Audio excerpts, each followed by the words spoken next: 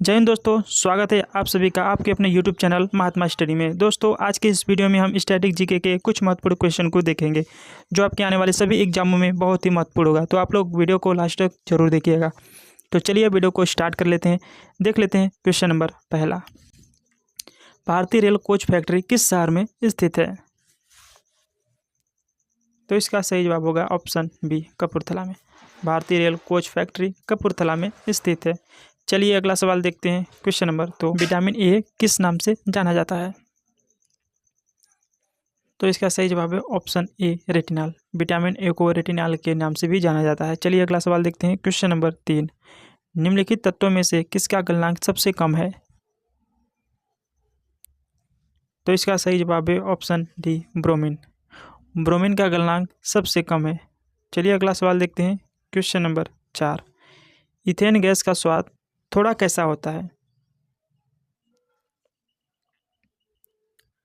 तो इसका सही जवाब होगा ऑप्शन ए, मीठा। इथेन गैस का स्वाद थोड़ा मीठा होता है। तो इसका सही जवाब ऑप्शन ए है। चलिए अगला सवाल देखते हैं। क्वेश्चन नंबर 5, निम्नलिखित में से कौन सा केरल का लोक नृत्य नहीं है? तो इसका सही जवाब होगा ऑप्शन सी, चपेली, जो केरल का लोक नृत्य नहीं है। वहीं बात करें कथकली, भूलाल और कायलोटिलकली, ये केरल का लोक नृत्य है। तो इसका सही जवाब ऑप्शन सी हो जाएगा। चलिए अगला सवाल देखते हैं। क्वेश्चन नंबर 6, मानस राष्ट्रीय उद्यान किस राज्य में है? तो इसका सही जवाब होगा ऑप्शन बी, असम। मानव राष्ट्रीय उद्यान असम में स्थित है। चलिए नेक्स्ट क्वेश्चन देख लेते हैं। क्वेश्चन नंबर 7, यूनिसेफ की स्थापना किस वर्ष हुई थी? तो इसका सही जवाब है ऑप्शन ए, 1946 ईस्वी में। यूनिसेफ की स्थापना 1946 ईस्वी में हुई थी। चलिए अगला सवाल देख लेते हैं। चंबल नदी के तट पर कौन सा शहर स्थित है?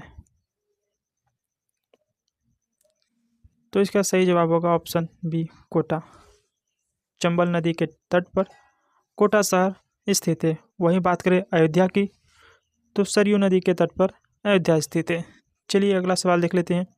क्वेश्चन नंबर 9, द्वितीय विश्व युद्ध किस वर्ष में हुआ था?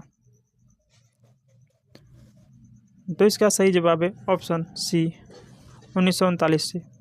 1939 ईस्वी को द्वितीय विश्व युद्ध शुरू हुआ था। और यह द्वितीय विश्व युद्ध कब से कब तक चला था? तो 1939 से 1945 के बीच द्वितीय विश्व युद्ध चला था। चलिए अगला सवाल देख लेते हैं। Question number 10, the broken wings नामक पुस्तक किसने लिखी थी? तो 10 का सही जवाब होगा option B, Sarojini Naidu. The broken wings नामक पुस्तक सरोजनी नायडू ने लिखी है। चलिए अगला सवाल देख लेते हैं। क्वेश्चन नंबर 11, हीराकुंड बांध किस राज्य में स्थित है? हीराकुंड बांध किस राज्य में स्थित है? तो इसका सही जवाब होगा ऑप्शन सी, उड़ीसा में। हीराकुंड बांध उड़ीसा में स्थित है। चलिए अगला सवाल देख लेते हैं। क्वेश्चन नंबर 12, प्रसिद्ध बृहदेश्वर मंदिर कहाँ स्थित है? तो इसका सही जवाब होगा ऑप्शन ए, तंजावुर। तंजावुर में प्रसिद्ध बृहदेश्वर मंदिर स्थित है। तो इसका सही जवाब हो जाएगा ऑप्शन ए। चलिए अगला सवाल देख लेते हैं। क्वेश्चन नंबर 13, मैथिली भाषा मुख्य रूप से किस राज्य में बोली जाती है? तो इसका सही जवाब है ऑप्शन बी, बिहार में। मैथिली भाषा मुख्य रूप से बिहार में बोली जाती है। चलिए अगला सवाल देख लेते हैं। क्वेश्चन नंबर 14, भारतीय संविधान में कितनी अनुसूचियां हैं? तो इसका सही जवाब होगा ऑप्शन बी, 12। भारतीय संविधान में कुल 12 अनुसूचियां हैं। चलिए अगला सवाल देख लेते हैं। क्वेश्चन नंबर 15, अंतर्राष्ट्रीय ओलंपिक दिवस कब मनाया जाता है? तो इसका सही जवाब हो जाएगा ऑप्शन सी, 23 जून। 23 जून को अंतर्राष्ट्रीय ओलंपिक दिवस मनाया जाता है। चलिए अगला सवाल देख लेते हैं। क्वेश्चन नंबर 16, मैरी कॉम द्वारा प्राप्त सर्वोच्च नागरिक सम्मान कौन सा है? तो इसका सही जवाब हो जाएगा option C, Padma Bhushan. Mary com द्वारा प्राप्त सर्वोच्च नागरिक सम्मान पद्म भूषण है। तो इसका सही जवाब ऑप्शन सी हो जाएगा। चलिए अगला सवाल देख लेते हैं। क्वेश्चन नंबर 17, मराठी कहाँ की राजकीय भाषा है? तो इसका सही जवाब हो जाएगा ऑप्शन डी, दादर और नागर हवेली की। मराठी दादर और नागर हवेली की राजकीय भाषा है। चलिए अगला सवाल देखते हैं। क्वेश्चन नंबर 18, लेना नदी किस देश से होकर बहती है?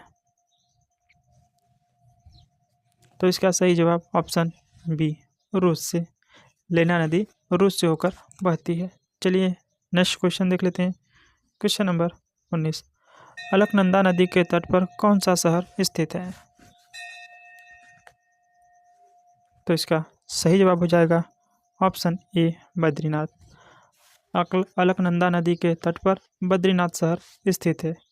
वहीं हम बात करें लखनऊ, तो लखनऊ गोमती नदी के तट पर लखनऊ स्थित है। और अयोध्या की बात करें तो सरयू नदी के तट पर अयोध्या स्थित है।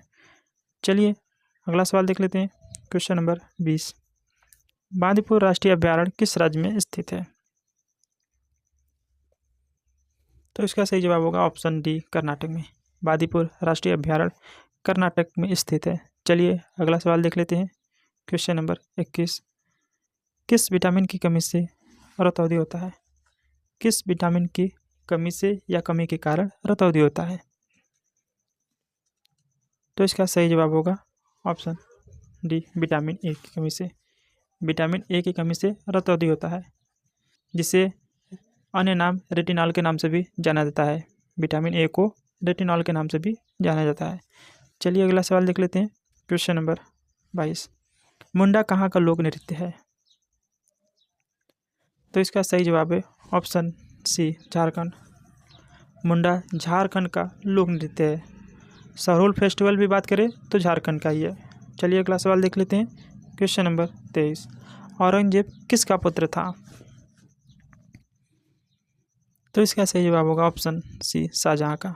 औरंगजेब शाहजहाँ का पुत्र था। चलिए अगला सवाल देखते हैं। क्वेश्चन नंबर 24, कौन सा शहर राजस्थान का सबसे बड़ा शहर है? तो इसका सही जवाब होगा ऑप्शन बी, जयपुर। राजस्थान का सबसे बड़ा शहर जयपुर है। जयपुर को ही पिंक सिटी के नाम से जाना जाता है। चलिए अगला सवाल देख लेते हैं। क्वेश्चन नंबर 25, लोकसभा के पहले स्पीकर कौन थे? तो इसका सही जवाब है ऑप्शन ए, जीवी मावलंकर। लोकसभा के पहले स्पीकर गणेश वासुदेव मावलंकर जी थे। तो इसका सही जवाब ऑप्शन ए हो जाएगा। चलिए अगला सवाल देख लेते हैं। क्वेश्चन नंबर 26, केलादेव राष्ट्रीय उद्यान कहाँ स्थित है? तो इसका सही जवाब है ऑप्शन बी, राजस्थान में। राजस्थान में केवलादेव राष्ट्रीय उद्यान स्थित है। चलिए अगला सवाल देख लेते हैं। क्वेश्चन नंबर 27, कौन सी धातु हमारे हथेली पर पिघल जाती है? तो इसका सही जवाब ऑप्शन ए, गैलियम। गैलियम ऐसी एक धातु है जो हथेली पर रखते ही पिघल जाती है। चलिए अगला सवाल देख लेते हैं। क्वेश्चन नंबर 28, कोशिका के किस हिस्से में प्रोटीन बनाया जाता है? तो इसका सही जवाब हो जाएगा ऑप्शन बी, राइबोसोम से। राइबोसोम से प्रोटीन बनाया जाता है। चलिए अगला सवाल देख लेते हैं। क्वेश्चन नंबर 29, कौन सी नदी बंगाल की खाड़ी में गिरती है? तो इसका सही जवाब है ऑप्शन सी, कृष्णा नदी। कृष्णा नदी जो बंगाल की खाड़ी में गिरती है। चलिए अगला सवाल देख लेते हैं। क्वेश्चन नंबर 30, इटली की राजधानी कौन सी है? तो दोस्तों इसका जवाब आपको कमेंट बॉक्स में बताना है कि इटली की राजधानी कौन सी है। सो दोस्तों ये रहा आज का सेशन आपको कैसी लगी? पसंद आए तो एक लाइक कर दीजिए, और चैनल पर पहली बार विजिट किए हो तो चैनल को ज़रूर सब्सक्राइब करें। तो चलिए मिलते हैं अपने अगले वीडियो में। तब तक के लिए जय हिंद, जय भारत।